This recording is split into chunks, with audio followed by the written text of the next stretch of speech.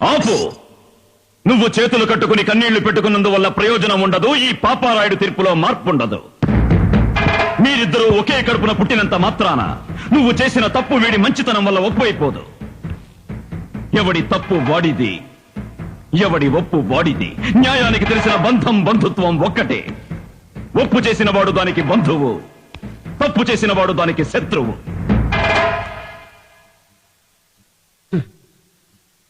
నా దృష్టిలో ఒక్కసారి తప్పు చేసిన వాడిని క్షమించడం, మరోసారి తప్పు చేయడానికి వాడికి అవకాశం ఇవ్వడం. అంతే కదా ఆచార్య గారు? అయ్యా, 100కి 100 అంతే. శభాష్. రేపు పంచాయతీలో కలుద్దాం. ఇక మీరు బయలుదేరచ్చు. రాయుడు గారు, తమరు మరొక్కసారి.